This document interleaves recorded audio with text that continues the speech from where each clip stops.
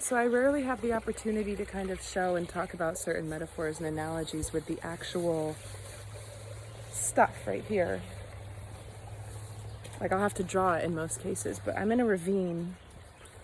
And there are these big, cool rock slates. This is a ravine I've been going to since I was a very small child. I used to play in this ravine all the time. And what I'm noticing is that there are these slabs. Look at the light on the lens, it's pretty. There are these large, cool slabs, which represents for me, as I talk about it, the soul, the truth, the intuition. And then there's the water, which is the contents of the mind. But then, on top of it, there are these water skimming bugs. They make reflections from the sunlight. The water skimming bugs are like the distracting thoughts, right? For me, they represent something that's even more on the surface than the thoughts of the mind, because you'll never have a thoughtless mind. That's unrealistic. I was talking to somebody about meditation the other day, and she said, I don't know if I'm doing it right whenever I do it. And I said, that unto itself is, it's, you're just getting in your own way, because it's not about doing it right or wrong. It's not about clearing the mind. It's about watching the thoughts in your mind pass like clouds and releasing them. Don't hop on the cloud, because then the cloud, it starts to darken and it turns rainy and then it storms. If you attach to the thoughts, then they get larger and grander. But if you're like, oh yeah, there I am thinking about that again, you don't attach to them. You watch them like you're sitting on the porch watching the sky, watching the clouds pass you by. For me, the water is like that. The water that moves through the mind, that can distract you from the truth of your intuition, it's always going to be there. But if you know what the intuition feels like, it's on a deeper level, right? It's more solid than the water. It's cooler in temperature. I'm thinking about putting my hand through this water and connecting with what's underneath. But the water skimmers, those are the distracted thoughts of the ego mind, the self-limiting beliefs, the things that are fear-based that are going to always distract you from being able to break out of certain patterns. And I was thinking, after I made the video that I made earlier today, which I haven't even posted yet, I think it's posting right now in the background as I'm recording, but I was thinking about how I keep talking about like these changes, these cycles, breaking habits, blah, blah, blah. It's not just like, it isn't just on a personal level. That's why I talk about collective or collective energies. I relate to that. I know other people in my life who are going through big transformations right now. But there is a collective energy at play, and to the point where it's reflected in the weird stuff that's going on in the world, which is why I talk about that too. So I just wanted to clarify that and make a point of saying that it is all connected. It is all connected. But because of that, when it's like, okay, we're finding new ways of doing things. We're doing things differently that we haven't done before. It's like, it's an entire new way of being, I think. So I'm thinking about like social norms or certain ways of doing things. It's an entire deviation in a way that's really creative, because it's going to allow for new builds of different layers of society to create a foundation, if that makes sense. And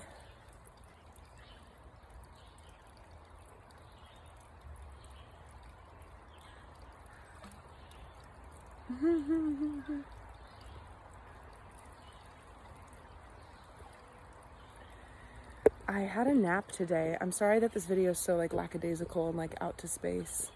Honestly, it's just to connect with like the light codes of the sunshine right now is really powerful. The water is really powerful. I talk about the earth during summertime a lot, but just to even like connect with, I'm out here to do like a walking meditation, really. I'm out here to look at look at all this.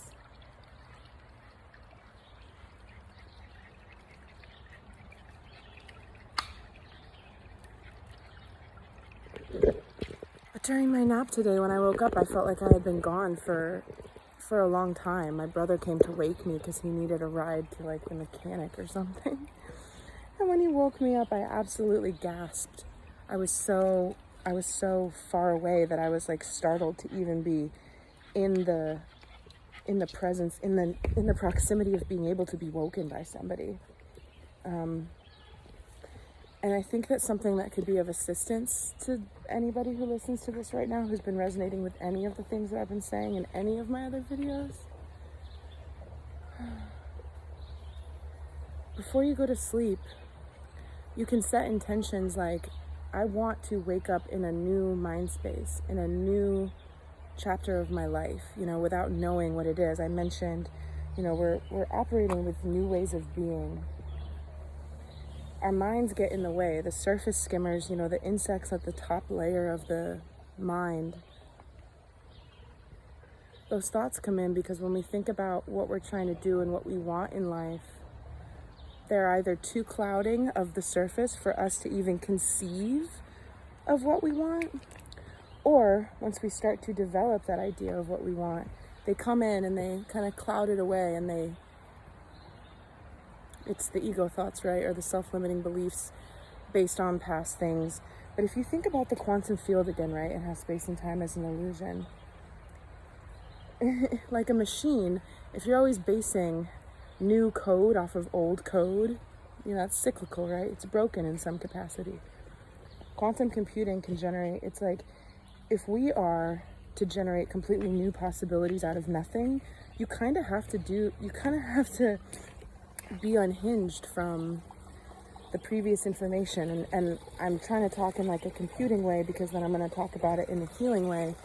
That means setting yourself free and forgiving things of the past, setting yourself free of the past limitations, setting yourself free of the idea that because certain things happened, that things have to be a certain way going forward.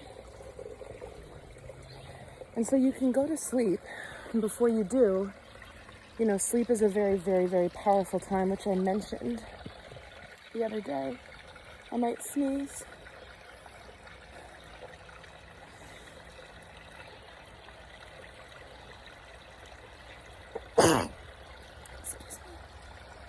Excuse me. You can ask for your subconscious to take away the stuff that doesn't serve you and wake up with an unburdened mind, And this all falls under the umbrella of prayer and intention. But it also ties into what I was talking about with like guides and other beings and other presences who want to shepherd you through, because they live and reside in an energetic realm full time, and we do too. But that's why there's dissonance in the world, because people don't believe that. They rely and base their decisions in their lives and then the way that we form our lives, the way that we live and relate together, purely off of the physical 3D and not really informed by the energetic. Not in totality, because that's kind of impossible, but I just mean other civilizations like the Native Americans or the Mayans or the Egyptians. They were in a much more synchronized state of revolving around universal energies. They understood it in a far more advanced way than the developed world ever has. And because of that, their societies were completely based around these certain things to honor them, to work with them. It's kind of a random set of things that I'm putting down right now, but I come to the ravine to ponder, right? It helps me get in touch with my slate rock. And just the layers of canopy too, right? So this again brings back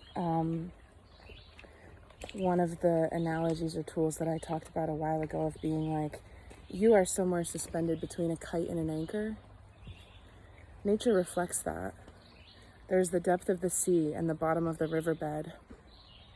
And then there's the highest heights of the canopy. And you have to be able to reach for the sun, but also go into the cool depths of the unconscious at the same time. And I kind of see that too as like the inner world, and then how you have to present on the outside. And I will share that it's been a struggle for me to kind of be in touch with an inner world that's really super mystical. And I like it, you know, it's not like I'm like a slave to my own delusions. No, I find great meaning and confirmation in being somebody who's keyed into this world because of my past life recollection and the validation and the signs that I get from the universe and from nature through my dreams. Really, it's just overwhelming. It's an overwhelmingly more significant amount of confirmation, you know, than anything. It makes the prisons of the 3D world, like my obligations and the pieces of my life, they feel like a house of cards in comparison, because there's something much more stable that I rest my laurels on. I don't even know what that means. What's a laurel? Rest my laurels? Mutt. There he is. It's to be like in and of the world, but also to be able to deepen a truer part of yourself, because that's kind of what I believe is happening right now with people. Now, if people don't have the context within their own consciousness to welcome this type of, you know, awakening and an expanded capacity to hold energy, then they might think that they're going crazy. They might be diagnosed with mental health stuff. There's a whole slew of issues that I believe that honestly, society's making it worse, because we cast people out instead of like making space. Well, I mean, that's not true. I always want to speak positively about the things that are going well, and I do see a lot of people talking about this stuff and normalizing it and allowing for it to be like a conversation.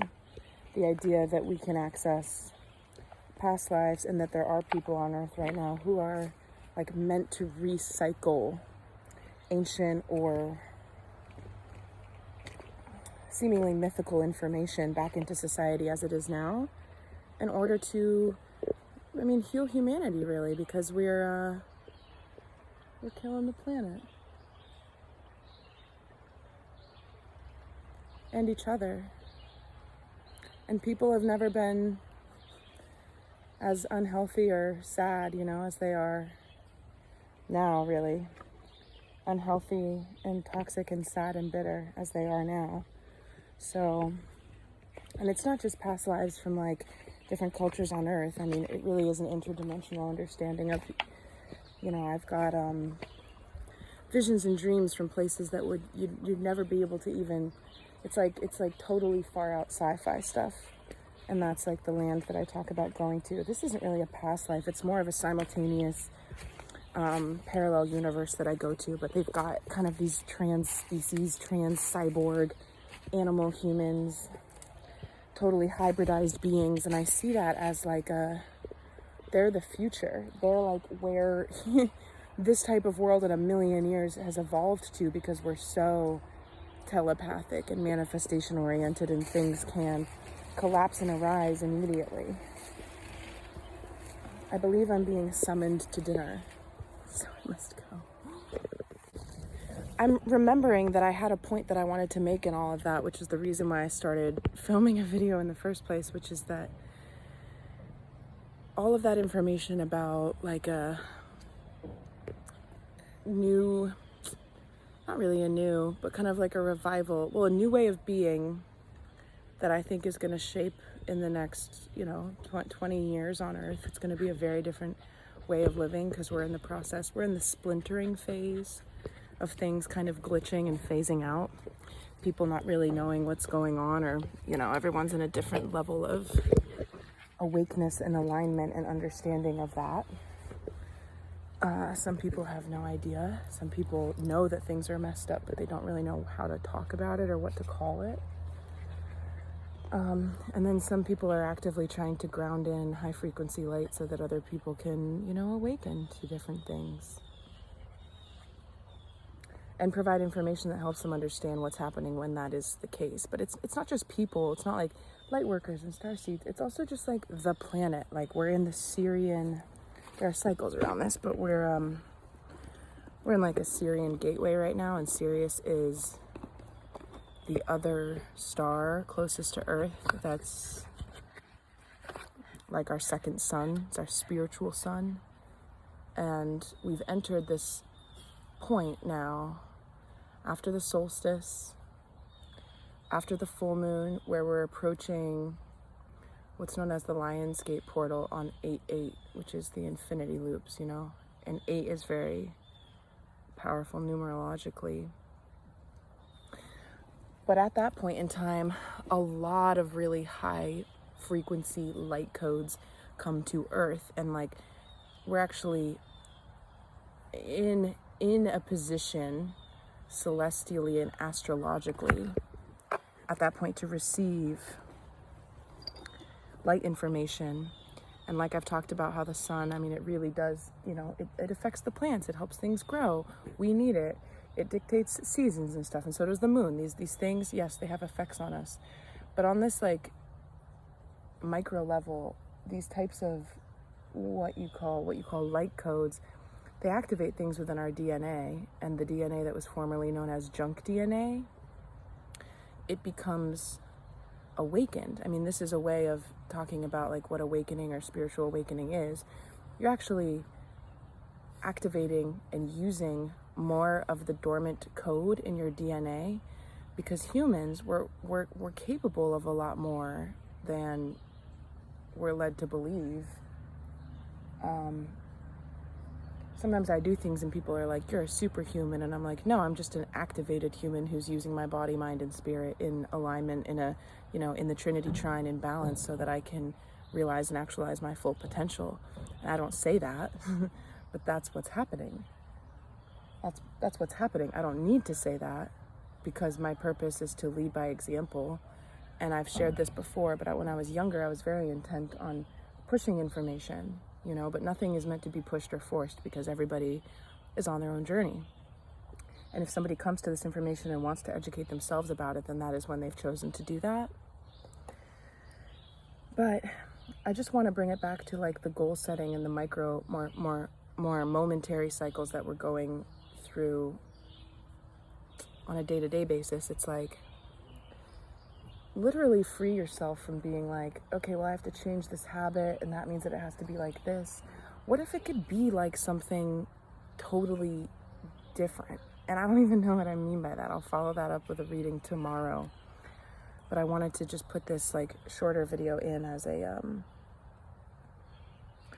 I don't know, evening thoughts from the ravine.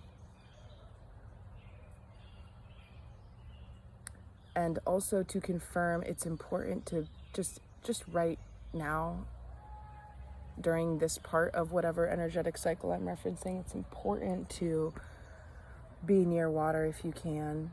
Just even look at it, or look at the sun. I mean, when it's setting, so you don't hurt your eyes. Look at the moon, look at the sky, look at the stars, look at the leaves. Let yourself resync with the things that are true. Because the earth holds ancient wisdom. The earth has seen all of the different societies that have been masked from public knowledge rise and fall.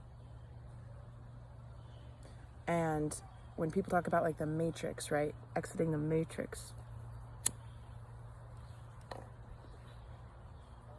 If you do that, then you're cycling your energy through a different set of systems than just the inherited built one that's meant to keep us captive. Because like I said, with the DNA and activating the full potential of a human, the world as it's designed today, particularly in American culture, but in this globalist way, like I talked about Starbucks and McDonald's creeping into the beautiful Italian countryside, to my dismay and many others' dismay. There's something from this corporate monopoly level, but what does that mean? What do they do, right? The things, the ingredients in the foods and the cell phone towers, the frequencies, these things dull us down. They dull us down. They're not supportive of a life where people return to nature and become their best selves. Those things are supportive of a life where we get more more clogged, and more belittled, burdened, so that we are more compliant, right? We want to be appeased and satiated with content and media. We're being rewired in a negative way. We have been for some time. It's called programming. And to reject that and return to the programming of nature, because it is all frequency. You know, we live in a vibratory universe.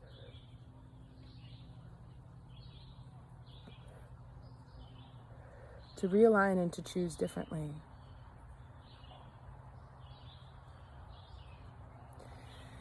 Is the process of doing what I said before. So this is the micro and the macro again. You have to like put on the brakes and stop the momentum in a certain trajectory or a certain way of doing things or a certain path that you've been traveling. And then you have to put it in reverse, and then you have to turn around, and then you have to start gaining momentum in a different direction. You could do that each and every day, but you can also do that over the course of a whole year. By nature of doing something a little bit differently each and every day, or at least consciously trying, right? Because your conscious attention to the parts of your life that you previously ran on autopilot is a big deal. When you bring conscious attention to every little micro facet of the beautiful prism of a being that you are, then you bring more agency into your life, and you stop being in some type of victim mentality where you think that things are out of control or out of your control, because you're seeing it at a greater level of detail that's more keyed into the energetic truth of like how each person shows up in space and time. And then, you know, there is this level of like horror that sets in as you look around you and see how imprisoned a lot of people are and that the world is. But then you go outside and you sit in the ravine and you sit with the trees and you connect with nature, and you let that truth be the thing that starts to, you know, regulate your nervous system, help you attach and connect to something that isn't the thing that you want to now unplug from. Because again, like I said, you have to replace things that you release with light energy, with new habits, with new things, or else the old will creep back in. And just one person, you know, doing that, you're going to affect the people around you, because your energy changes, and our energies interact. Our energies interact even if our bodies don't, you know. That's why I get anxious when I go to the supermarket, and why I have to put like energetic shield up around myself in public spaces. But on the other hand, it's also why people, like I tend to attract people in public spaces. Not just like, you know, a romantic way or people being interested in me. I mean to attract conversation, attract help, attract children are very, very much drawn to me, and it has to do with the fact that children have a more natural keyed in. They know that I'm a safe person, you know. Children trust me pretty readily. So yeah, evening thoughts from the ravine. More to come on that. The last thing I'll say is that I was thinking about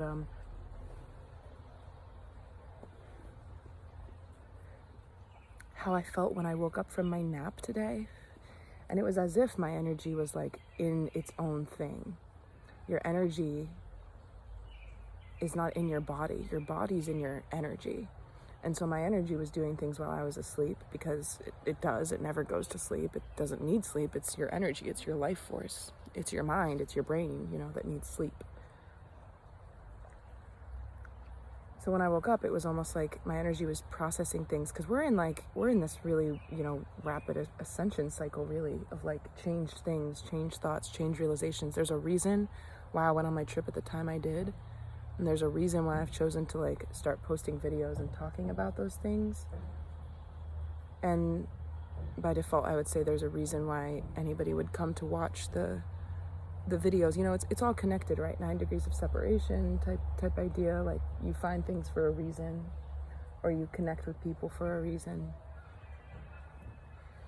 So allow yourself to prepare yourself for sleep, and, you know, take it seriously and be like, I want to wake up with these intentions. I want to release these things overnight, you know, mentally. I want to wake up in a world where this is easier for me. And I'm not saying you'll wake up in a golden kingdom, everything will be different. But intention is everything, really. Everything starts in the mind. What starts in the mind goes into the body, and then you can move in a more aligned fashion because you're kind of stacking up those blocks, right? I'm seeing the chakras too now. I'm seeing the system of allowing the energy flow through the toroidal apple core type thing. It's not like one part's over here, one part's over here.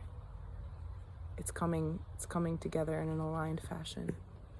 All right, that's it.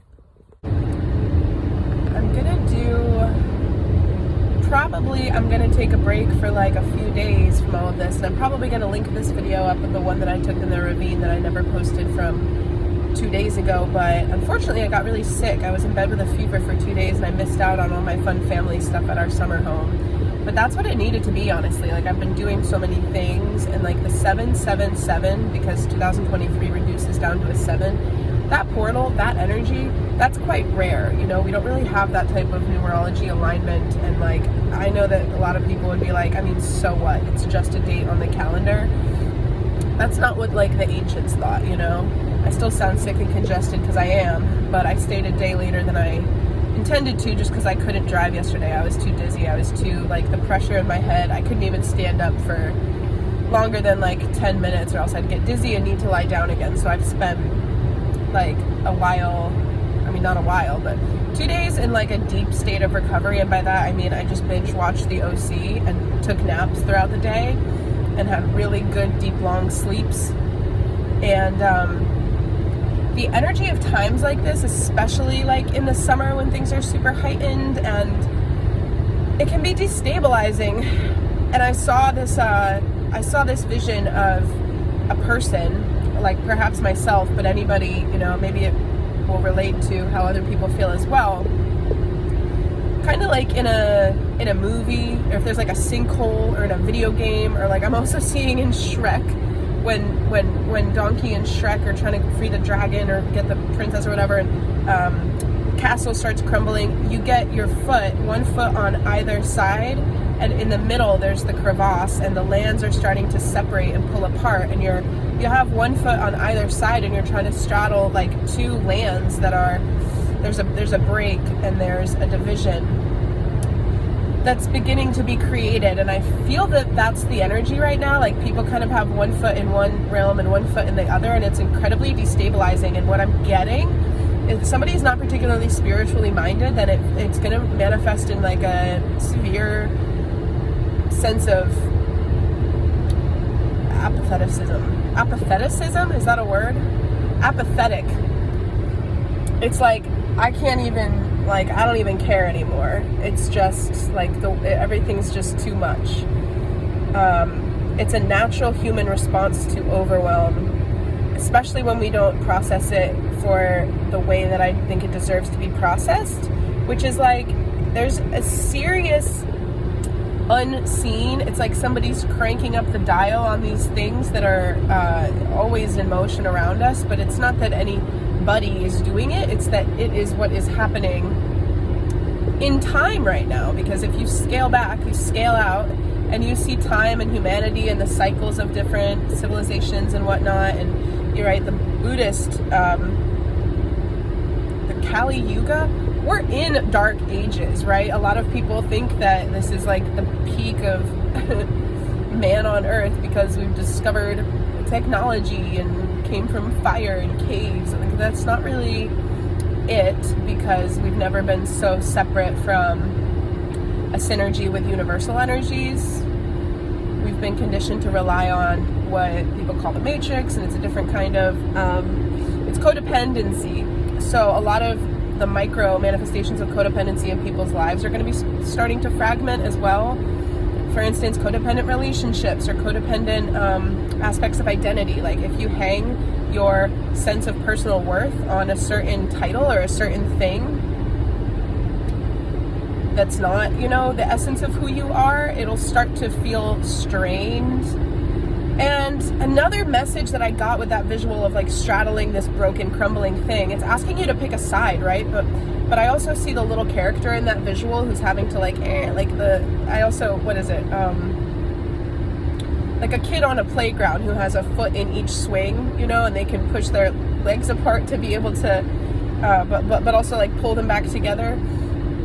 I like that because it makes it more like playful rather than like this detrimental, dystopic, like life is crumbling type of thing. What I'm seeing is the character in that crumbling analogy has this set of wings, but they've been clamped down tight to the back. They haven't like risen or had to fly. And so the character, right, if you're standing on land and it starts, the earth opens up and gives way, and you're a human and you've never had wings before, then you're going to assume that you're going to have to either like pick a side of land, or you're going to fall into the lava abyss. You're going to die, right? And I mentioned this the other day, like these really big changes in life, they can feel like things are just like completely shutting down. Excuse me. I have a lot of like sinus congestion, so my ears are all crackly. But character doesn't know that, like, it's like a muscle, right?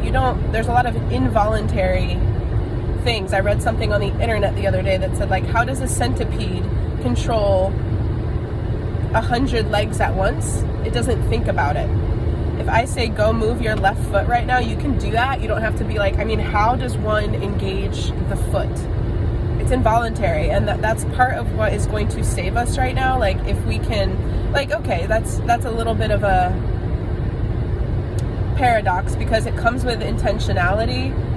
Like, if we're conditioned to just like, there's an apatheticism, I guess it is a word, or it is for me today, but it's involuntary in that you don't have to work to earn the wings that are going to fly you away from the crevasse. They're part of your body.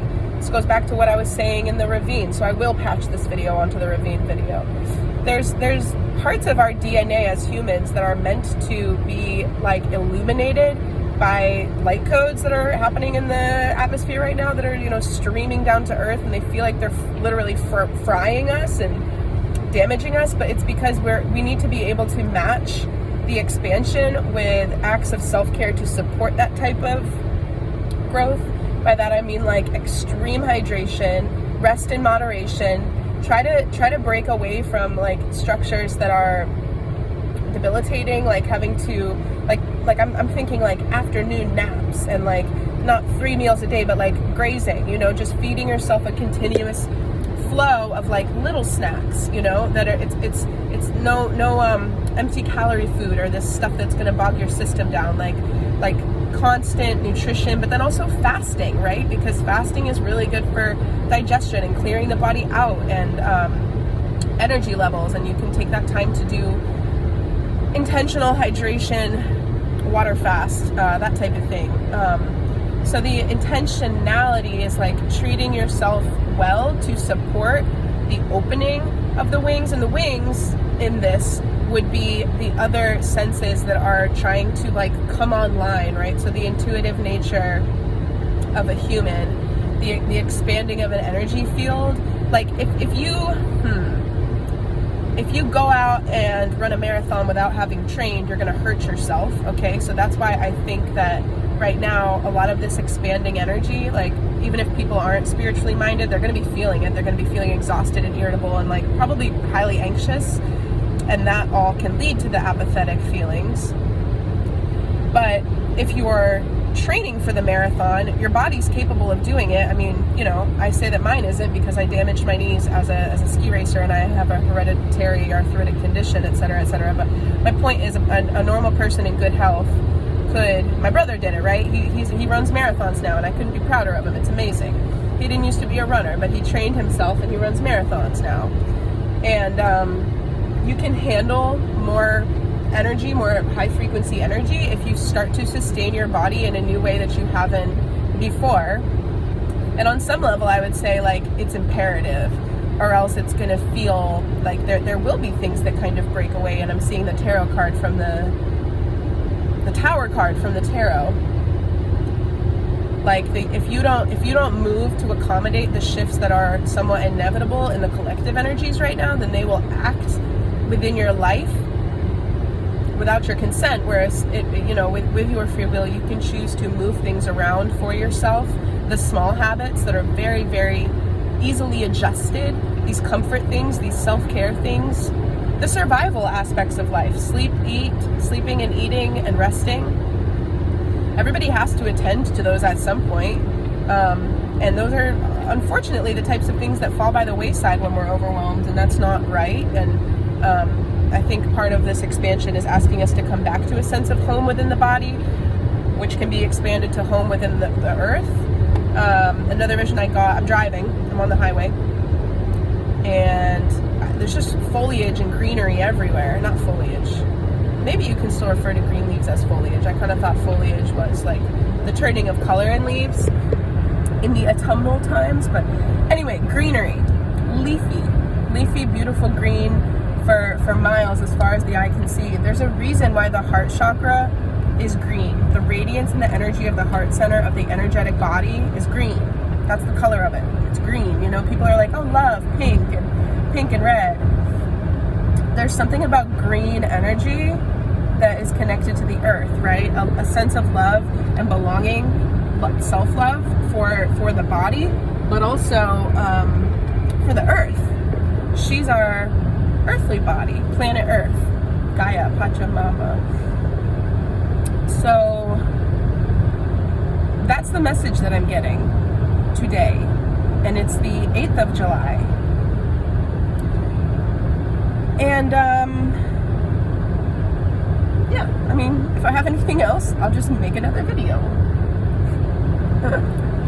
I was thinking too, I was thinking about how there are never mind. Oh, I know one last thing that I'll add. Like, me getting sick, yes, in part it's from all of the travel that I went through and being like so highly like, oh my gosh, just go throughout my time in Italy. Like, I took a bunch of naps and stuff, but like, it's still very stimulating for me to just be out of my home because I'm such a homebody. So to be like in a foreign environment around people that I didn't know, I got to know, it was fairly social. It was much more social than I thought it was going to be, and that's draining for me. And then to go straight into like family time, and I have such a loud and fun and lovely family, but and then this 777 day, like all of it, all of a sudden my body's like, no more for you. You have a fever and you need to be in bed. And I couldn't have done anything if I wanted to. Couldn't have done anything at all if I had wanted to. And I think that could be happening right now too. Like, if people are getting sick, like, you need to, it's an example of how, like, if you don't take the time to rest, your body will put you out whether you like it or not. So it's better to take care of yourself incrementally as you need to, in a proactive manner, so that you don't have to be reactive. Because it's going to disrupt your life, right? I wasn't able to go sailing or paddleboarding or any of the stuff I wanted to. Got a couple good dog walks in, right, Matt? But I mean, it's not what I intended. However, I'm a person of like, I just trust. Of course, nobody ever wants to be sick in bed, but like, you have to trust that it's for a reason and it's functioning for you. And I spent my time in bed. I watched a lot of OC. I really like rewatching reruns of shows that I've seen 1,000 times. No new content here. I just rewatch things. That's not true, but it takes a very good, well-written show to captivate my attention if it's new. I see, this is stuff I talk about too. I see a lot of new content as having ulterior motives, and it's super easy to detangle and analyze if you know what to look for or whatever. But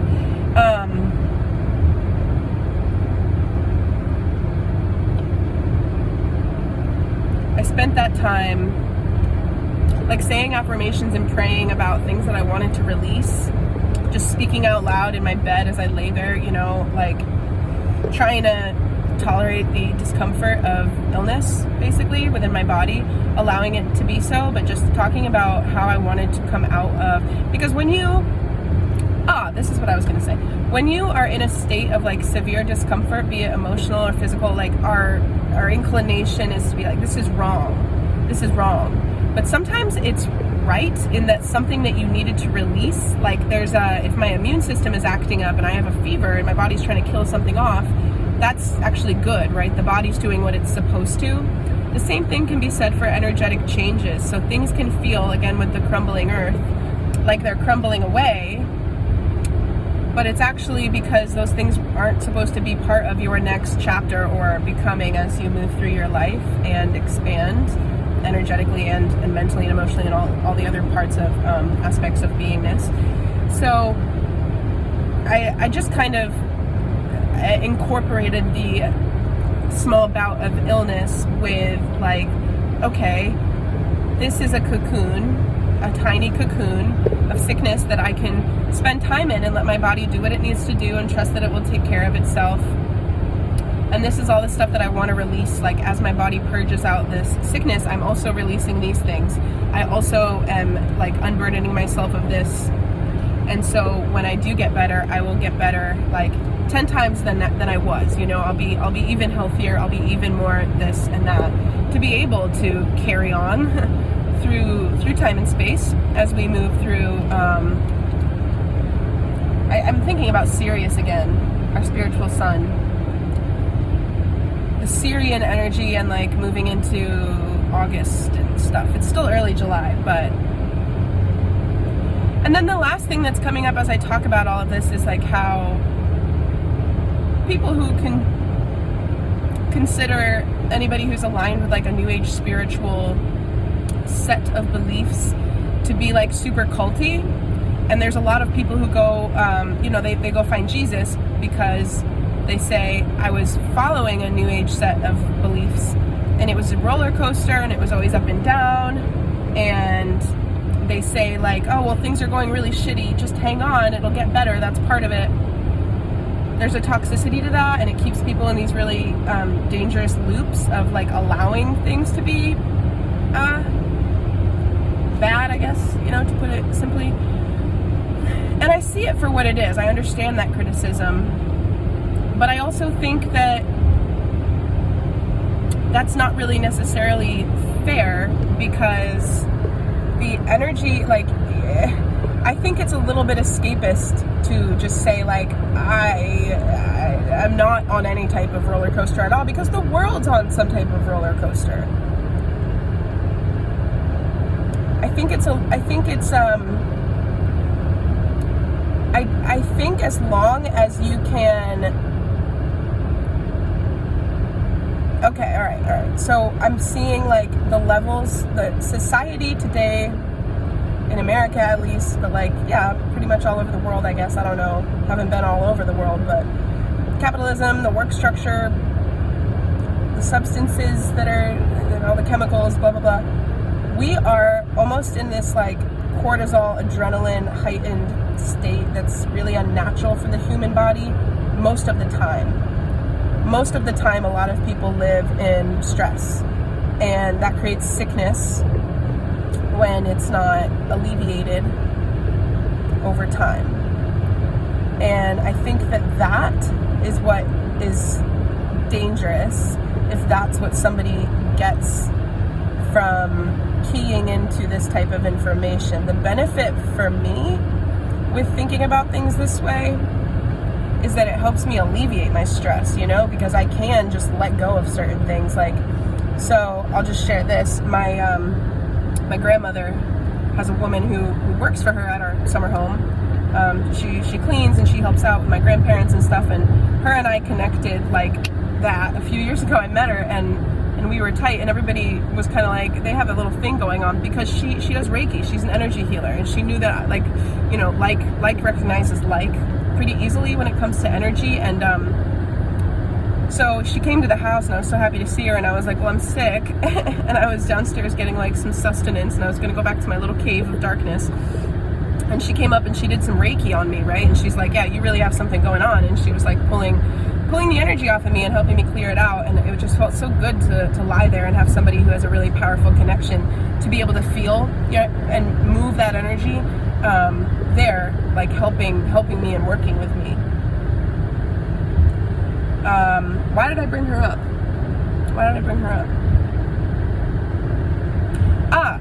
Yeah, she put her hand on my head and she said, okay, first of all, you have to absolutely stop thinking about anything at all. And I was like, that's fair. I have been sitting here in the darkness, sick, just like brain churning, because I'm about to have to go do a bunch of stuff. Unpack, reintegrate with my life and the people in it, get back to work, all sorts of things. It creates a lot of mental turmoil. And then beyond that, just reflecting on all these different types of things.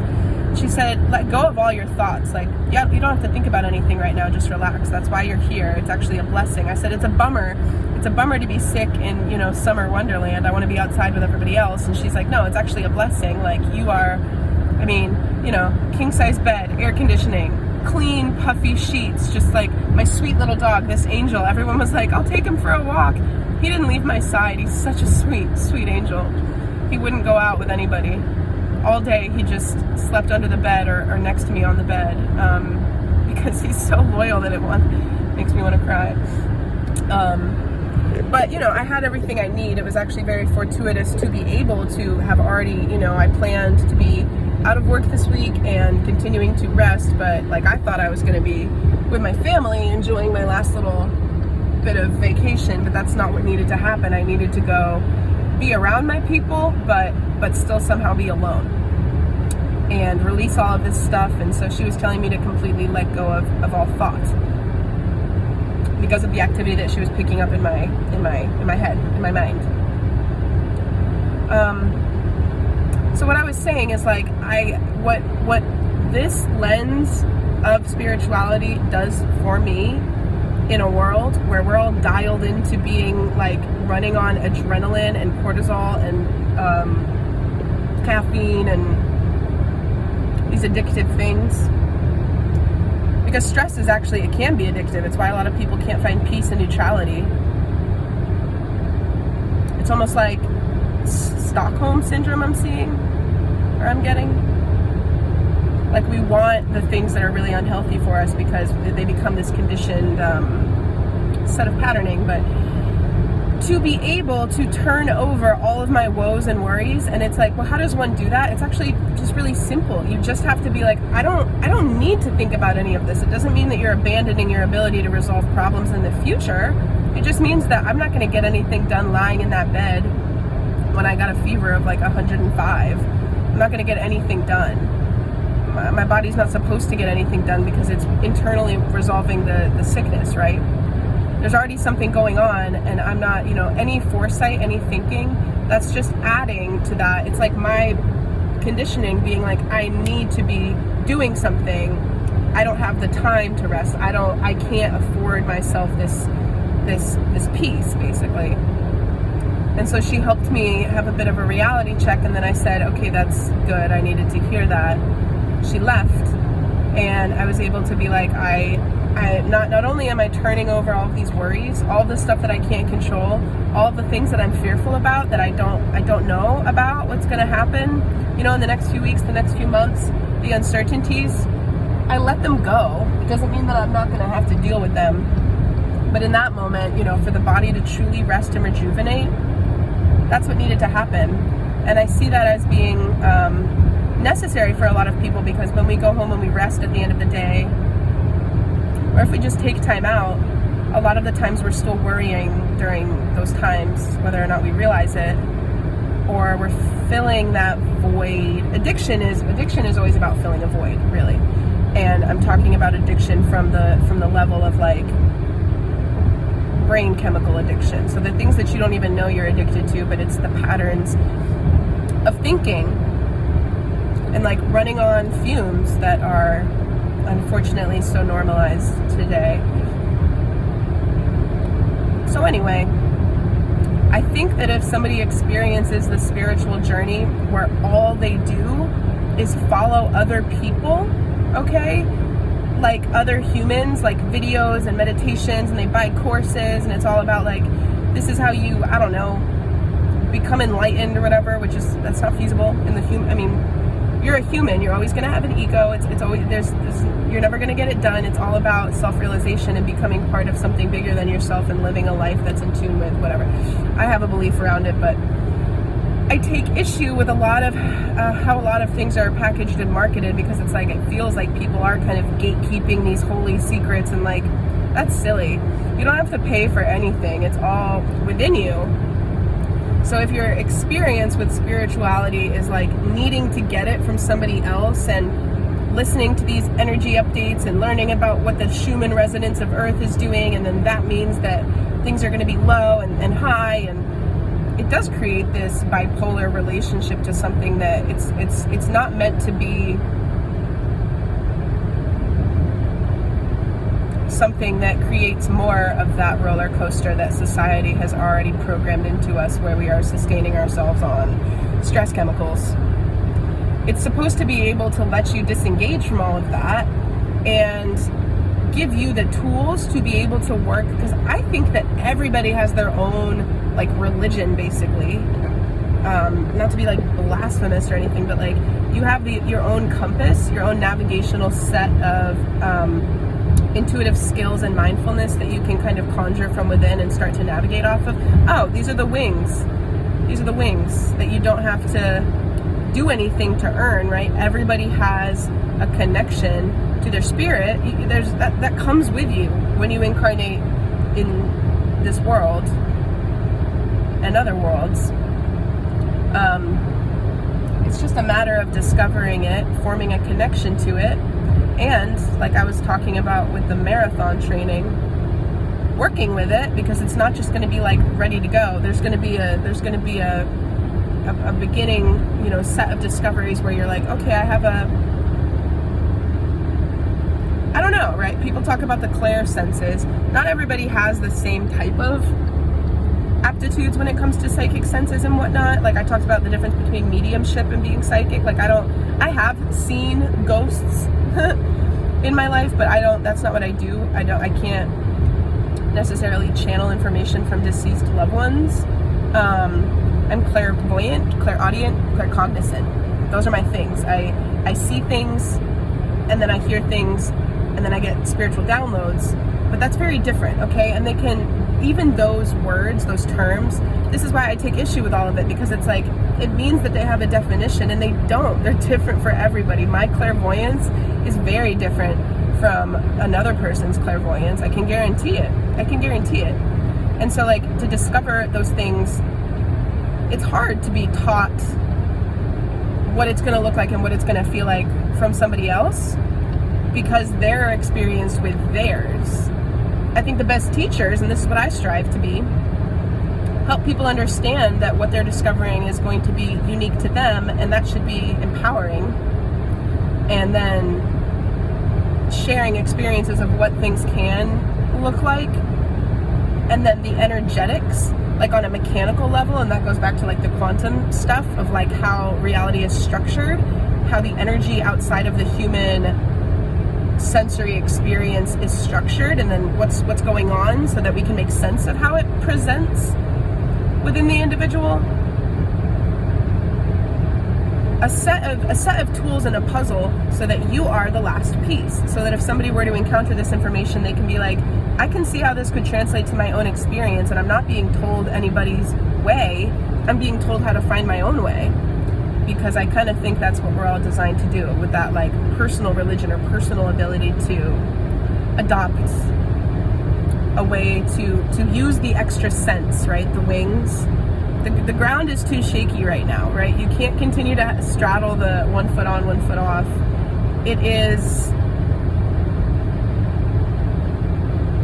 It's crumbling.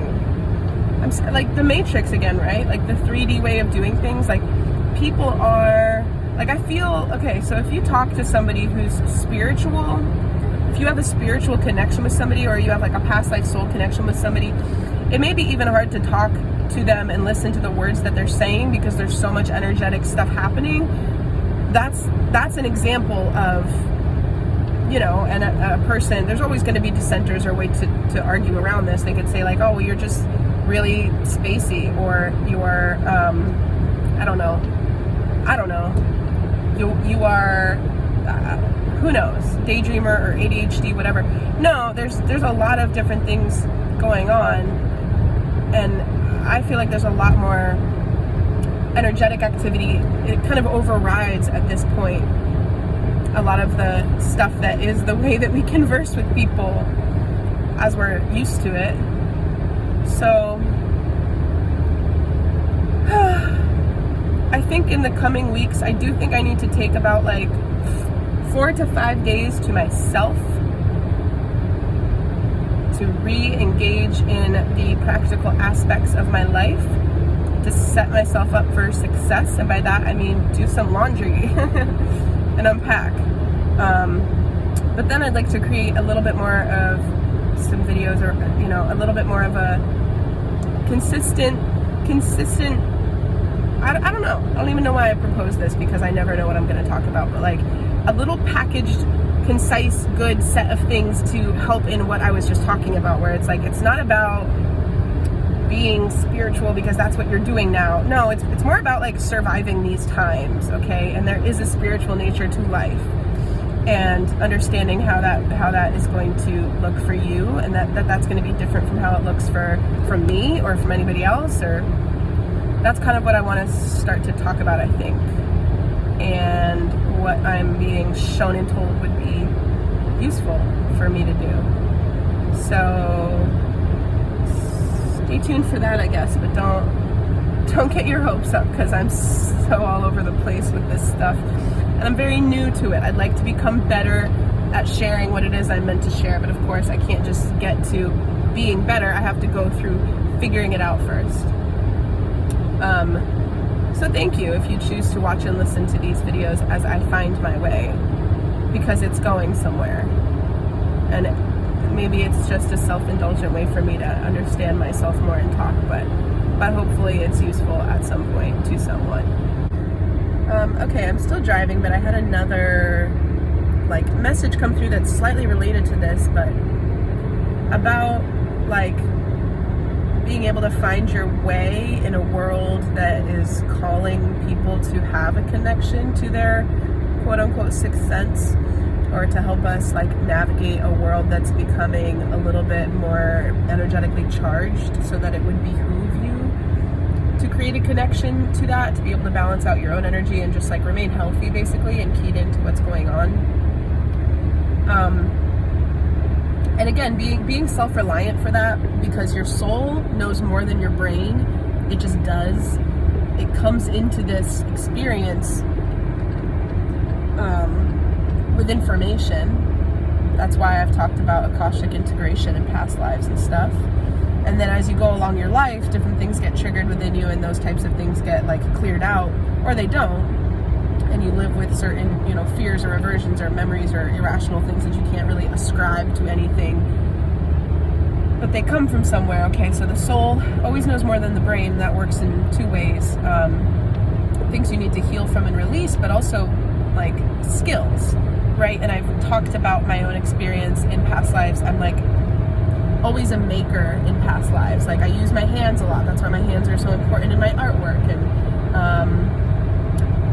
stonework, scribing, language. It's why I can channel like Arabic and stuff, things that I have no business knowing. Like I will say that I sing a lot to my dog, because he's such a sweet, innocent energy that he brings song out of me. And I was singing this, it was like Yababundi, it was like just gibberish to me, right? As far as my conscious mind is concerned, it's gibberish.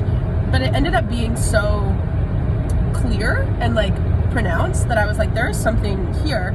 And I typed in the phrases that I was singing to the dog, and I asked, you know, Google to translate them, and it was Arabic for like praise the bundle. And the word bundle in this language was like bundle of joy, like newborn baby, or yeah, newborn boy or girl. So I was singing to my dog, who I consider my baby, right? My fur baby, if you will. Praise the bundle. I mean, it's pretty apt, because that's how I like think of him.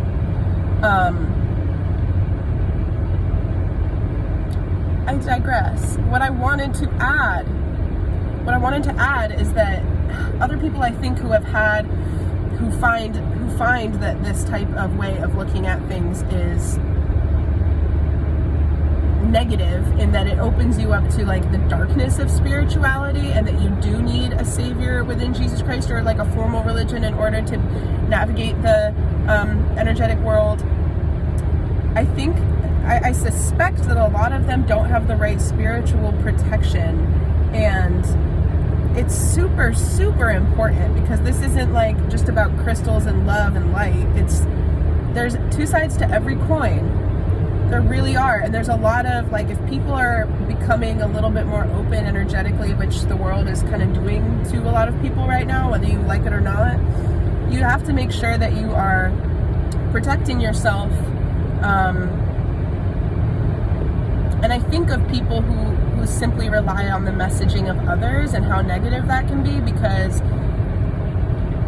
people start like playing around with things and opening up basically channels to things. There are entities that pretend to be guides or angels that want to access your energy, because, I mean, this is too like highly technical and convoluted to really discuss briefly, but basically like unified fields within God source energy that are detached from love, and so they need to leech energy from other beings in order to sustain themselves, because they created a subset of all energy, which is love, God force, like collective consciousness.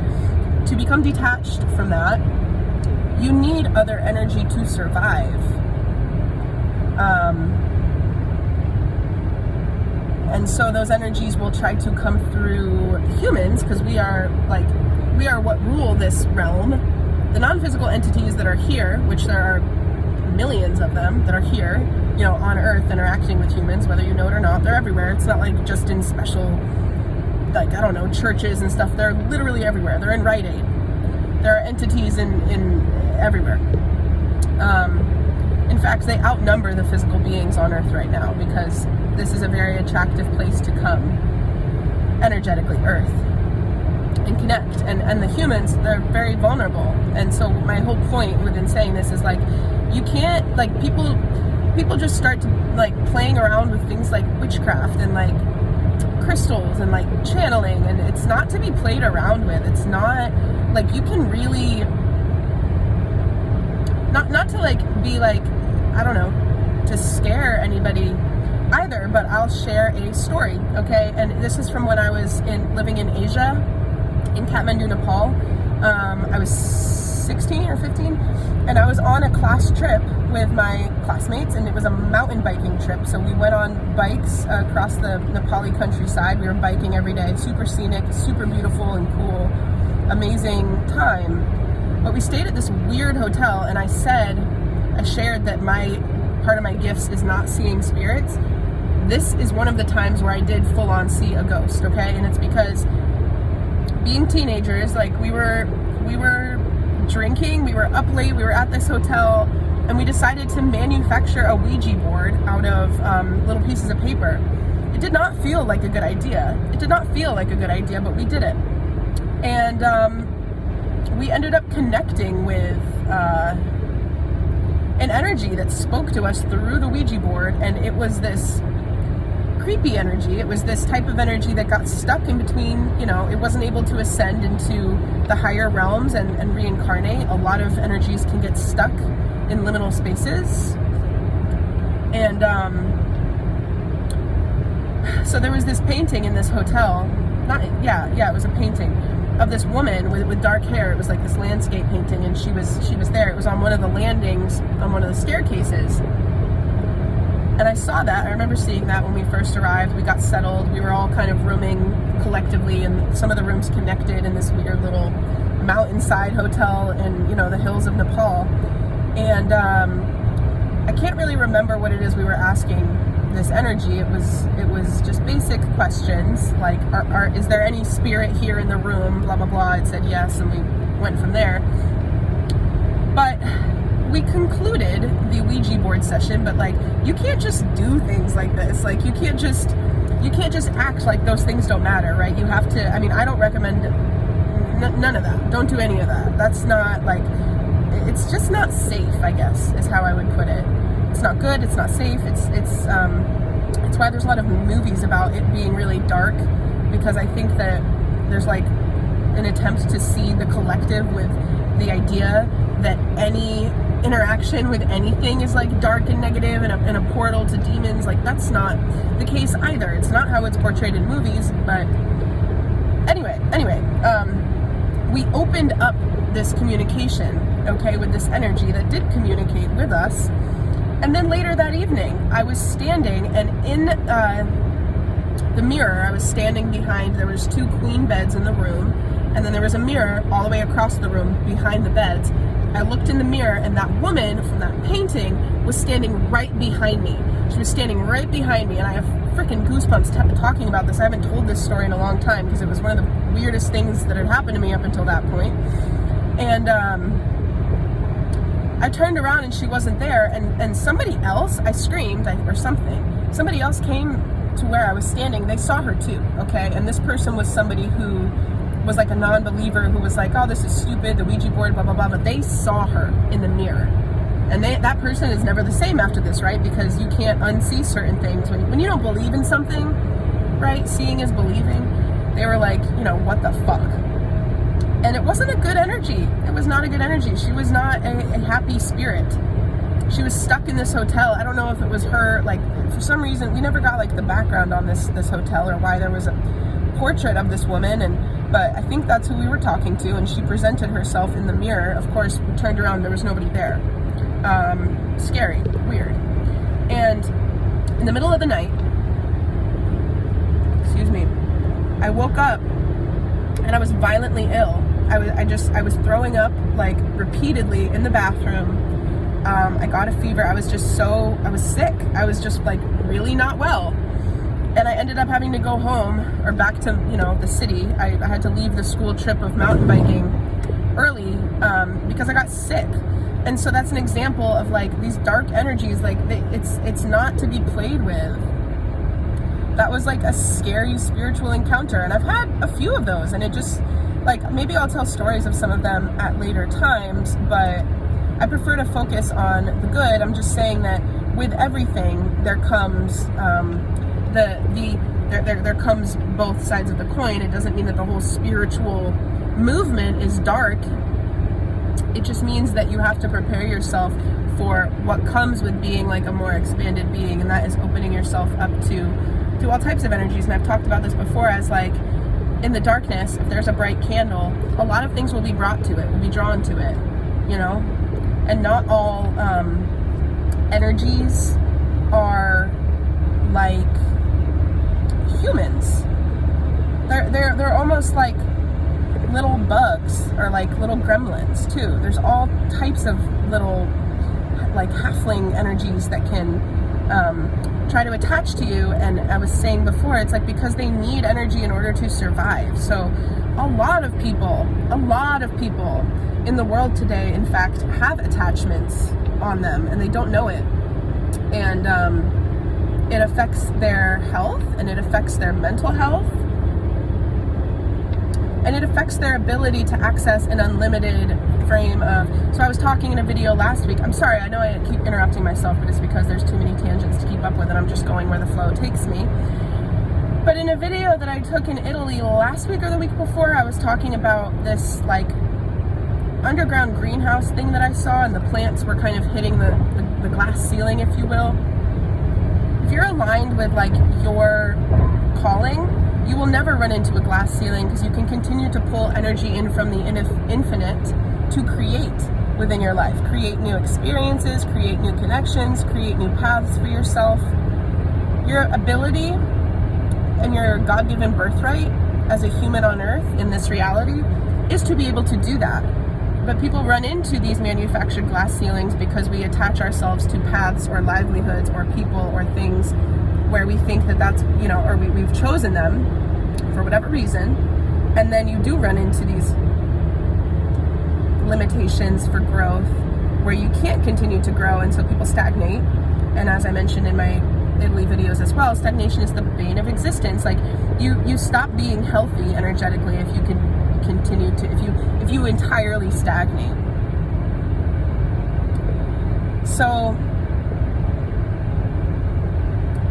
I guess I'm talking about this because I feel like it's important to kind of put out a cautionary tone around the fact that I think perhaps people are maybe running into things that they feel like there's no more room to grow in this direction in my life anymore, and I need to do things differently. And maybe like even there's like dreams that are happening or things that are showing you that there is more than like the 3D physical waking reality to be connected with. And you're getting over, then I won't.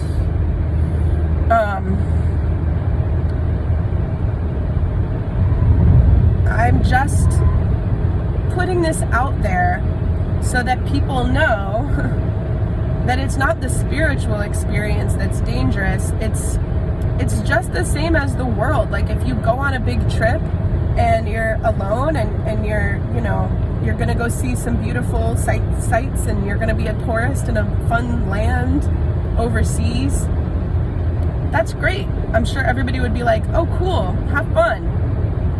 But what's part of that is petty crime and pickpocketing and people identifying you like immediately like, oh, that's an American.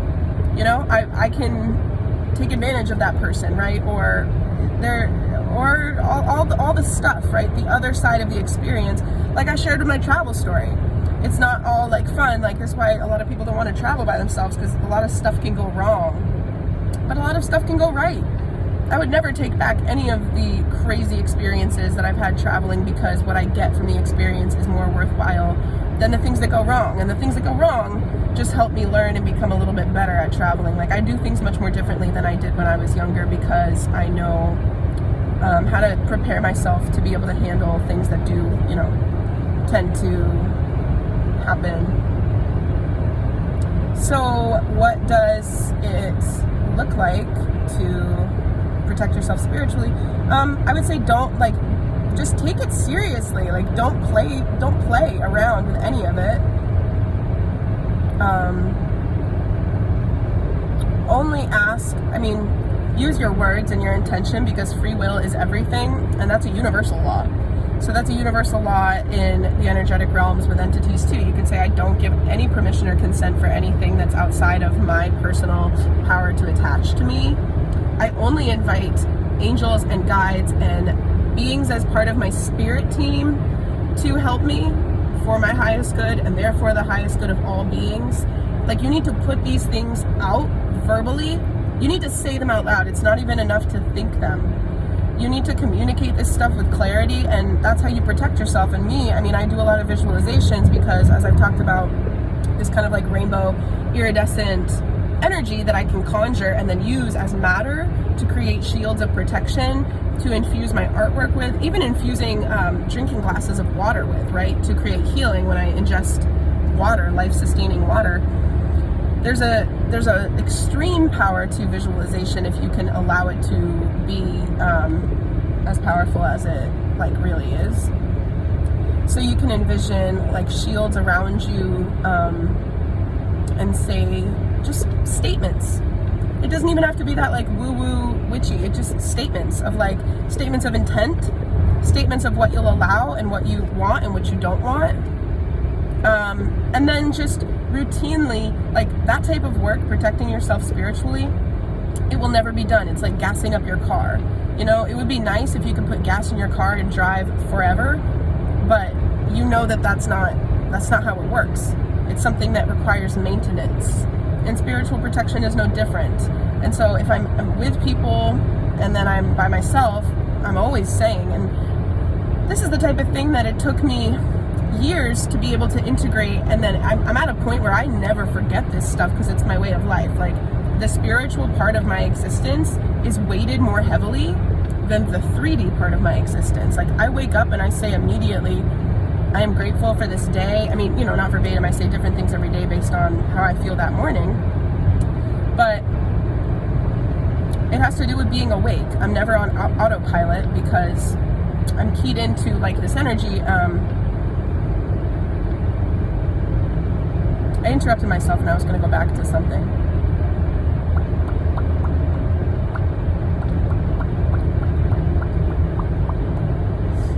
What was it?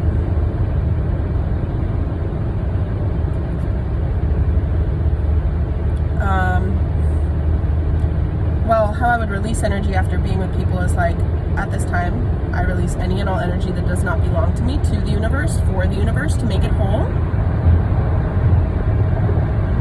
I mean, it can be as simple as that, right? You release it to the universe, for the universe, because it's not yours, right? When we take on things that aren't ours, things are not in balance.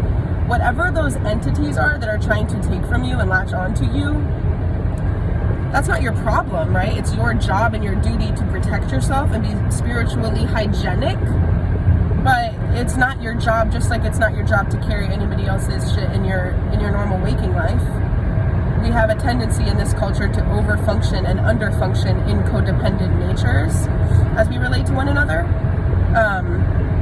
In fact, it's kind of hard to avoid as a human today. You're probably always going to end up, I mean, as you grow up and get into relationships and meet people and blah, blah, blah, you're going to be in a codependent relationship if it's romantic or if it's familial or if it's a friendship at one point or another, because they are some of the biggest ways karmically that we learn. It tends to be that you don't develop those connections with people that you have no past life karma with. Yeah, it's just important to realize how real this stuff is. Like, there are actually, even if you can't see it, even if you can't quite sense it yet, which I believe people will have an increasing ability to as time goes on, because, like, as they say, the veil is getting thinner, perhaps, you know? It doesn't mean it's not there. It doesn't mean it's not there. It's to be taken very seriously, because there's very serious consequences to not, like, protecting yourself spiritually. And again, that's not to, like, scare people. It's just being like, I feel like a lot of people, and why I have irritation with the pop spiritual. I can't believe I'm almost home. This is great. This drive went really quickly. Like the way that the internet talks about spirituality, because it's like, oh, come meditate and, like, it'll be great and we'll do a juice cleanse. No, I mean, my intention with this is to talk in, like, a super blunt way about the benefits of seeing things from this. It's not even a way of seeing, it's like a way of being, but then also, like, the other side of it, because there's good and bad to everything in the world. There's good restaurants, there's bad restaurants, you know?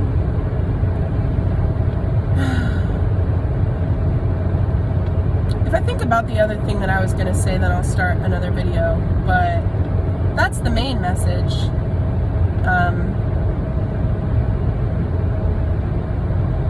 And I would say, like, if that would deter anybody from, like, there to some extent, the course of humanity and the energy of our planet, there's certain, like, openings and expansions that are fairly inevitable. So even if you're like, well, I'm not going to go dabble with crystals and witchcraft, good, fine, don't. But it's still important to protect yourself energetically, because it doesn't mean that it doesn't exist. This is actually what I was saying when the Three of Swords card has been repeatedly coming out in the readings. It's like, there are certain things that hurt to think about or recall from our lives or what we've done, but it doesn't mean they didn't happen, even if you kind of suppress them. This is the same. Like, just because people don't want to acknowledge that certain things may be real or suspend disbelief long enough to allow their mind to be able to, like, hold certain considerations, it doesn't mean it's not there. And I'm hearing somebody be like, well, okay, so just because you believe this and other people don't, why does it mean that you're right and they're not? And like, my thing is, like, I kind of believe in, like, all the things, because I have seen so much evidence and had so much past life integration and, like, out of body experience, like, all of it. Like, seeing is believing. Like, I can't really go back to a way of being like, nah, none of this is, like, it's all just make believe. It's not in my life. It's very real. It's very active. And again, that's why I'm, like, sharing, right? That's why I'm talking on this YouTube channel about these things, because I believe that other people are, if not already, like, deep into these experiences, starting to be. So I'm trying to think of something I can say to make it more positive, but